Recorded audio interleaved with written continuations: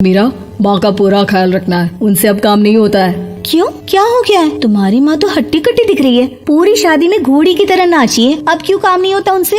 वो माँ प्रेग्नेंट है ना, बच्चा होने वाला है। मैं कभी भी भाई बन जाऊंगा इस साल के अंत तक। क्या बोल रहे हो? वो सर पर हाथ रखकर बैठ जाती है। यार, पहले क्यों नहीं बताया? कैसा मजाक है ये? झूठ बोल रहे हो ना? हाँ, झूठ बोल रहे हो ना? तभी ससुर की आवाज आती है। बहू, पानी गर्म कर दे, तेरी सास को दवाई देनी है।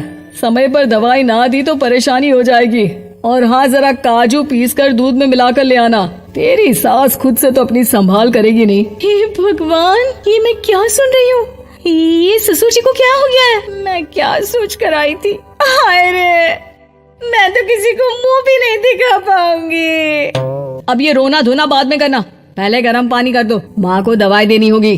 और हाँ, रात को माँ के पैरों में तेल लगा देना। बहू को गुस्सा आ जाता है। वो बड़बड़ करती किचन में जाती है जहाँ उसका ससुर खड़ा होता है। एक बड़ी जिम्मेदारी है हम सबके सर ऊपर। इस उम्र में माँ बनना खतरे से खाली नहीं होता। हाँ हाँ, पता है। तो क्यों बन गई माँ?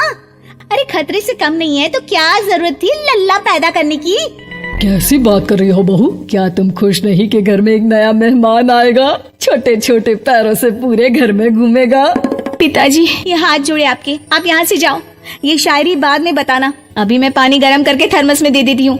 सारा दिन पिलाते रहो गरम पानी। और हाँ, ये बच्ची की बात बार बार मुझसे कोई नहीं करेगा। बहू का पारा अब चढ़ा ही रहता था। वो काम तो सारा करती, लेकिन किलस किलस कर। मीरा सारे काम से फुर्सत पाकर बैठी होती है कि माँ का फोन आ जाता है। बेटा, बहुत बड़ी जिम्मेदारी है तेरे सर पर, अच्छे से निभाना। ससुराल में हर किसी को खुश रखना वैसे तो मुश्किल है, लेकिन भगवान ही हिम्मत देता है बहू को हर कुछ सहकर सबको खुश रखने की। क्या बड़बड़ किए जा रही हो माँ? जानती भी हो कि यहाँ क्या चल रहा है? मेरी सास, अरे तेरी सास तो देवी है देवी। कितने खुश हो रहे थे सारे तेरी सूरत देख देख कर। पता नहीं जैसे बहू नहीं कोई मन मांगी मुराद मिल गई हो उन लोगों को। अरे बात तो पूरी सुनो। मन मांगी बुरा तो पूरी हुई है। अरे मेरी सास को बच्चा होने वाला है, प्रेग्नेंट है वो। क्या बकवास कर रही है मीरा? ये बात किसी को कहना मत। मुझे तो बता दिया, लेकिन अब अपनी जबान सिल ले। कहाँ है तेरी सास? बात तो करा मेरी। पूछू जरा, पोता पोती खिलाने की उम्र में खुद का बच्चा खिलाने का शौक कहाँ से आ गया? और आया भी तो बताना तो चाहिए था। अब क्या नाक कटाने के लिए हम लोगों से रिश्ता जोड़ा है? रुक, तेरे पापा से बात करती हूँ। मीरा फोन रखकर लेट जाती है। वो एक सपना देखती है कि उसकी गोद में एक बच्चा खेल रहा है। भाभी की गोद में कितना खुश दिख रहा है ना, लग ही नहीं रहा कि भाभी है। मैं तेरे लिए क्या लाया हूँ, सोने की बालियाँ। तेरी शादी में तो मैं बुढ़ा हो जाऊंगा ना। अरे कैसी बात कर रहा है बेटा, इसकी जिम्मेदारी तो तू ही लेगा।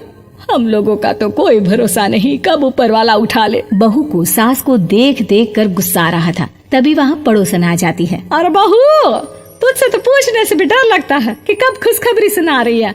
अब तो अपनी 1 महीने की ननद की ही जिम्मेदारी संभाल ले, बहुत है। अपने जेवर भी रख देना और पैसे भी जमा करना शुरू कर दे। वो बात आगे बढ़ाती उससे पहले ही बहू जोर से चिल्लाकर उठ जाती है। नहीं नहीं नहीं नहीं, मैं अपने जेवर किसी को नहीं दूंगी। अरे कौन ले रहा है तुम्हारे जेवर? तुम औरतें भी ना सपने में भी जेवर ही संभालती रहती हो। मैंने जो सपना देखा है ना, सुनोगे तो होश उड़ जाएंगे। अच्छा, तुम अपना सपना बाद में बताना, पहले मेरा सुनो। कल मैंने इतना अच्छा सपना देखा कि अगर वो पूरा हो जाता है ना तो मैं तुम्हारे लिए रानी हार बनवा दूंगा। बहू अब सारे गम भूलकर पति का सपना सुनने में लग जाती है। अरे क्या सपना था, बताइए ना। बोलिए भी तो, क्या सपना है? मैं पूरा कर दूंगी अगर बात रानी हार की है तो। बोलिए बोलिए। मैंने रात को सपना देखा कि माँ को बेटी हुई है और मुझे बहन। सच्ची, इस घर में बेटी हो जाए तो मैं तो झूम ही उठूं। मीरा का मुंह बन जाता है। वो चुप हो जाती है और सपने की बात याद करती है कि बेटी हुई तो उसे ही अपने गहने उसे देने होंगे। फिर तो रानी हार की जरूरत पड़ेगी ही। भाई, लड़की बड़ी होगी, उसकी शादी होगी तो जेवर तो चढ़ाने ही होंगे ना। कहाँ से आएंगे वो? कितनी समझदार हो तुम मीरा। मैंने भी यही सोचकर तुम्हारे लिए रानी हार लेने का सोचा था। अरे फूटी किस्मत मेरी, जो ऐसा परिवार मिला। मेरे पापा की तो मैं अभी क्लास लगाती हूँ, जो सब जानते हुए भी ऐसे परिवार में मेरी शादी कर दी। बहू पिता को फोन लगाने ही वाली होती है कि ससुर की फिर से आवाज आती है। बहू, गरम पानी ले आ जल्दी, थर्मस में खत्म हो गया है। बाद में खबर लेती हूँ मैं पापा की, पहले सास को गर्म पानी दिया हूँ। बहू अभी किचन में काम कर ही रही थी कि मीरा के मम्मी पापा आ जाते हैं। वो हाथ में ढेर सारे फल लेकर आते हैं। मीरा के पिता मीरा के ससुर से कहते हैं, लीजिए भाई साहब, ये फल रखिए, बहन जी को खिला दीजिएगा। वैसे कैसी है उनकी तबीयत?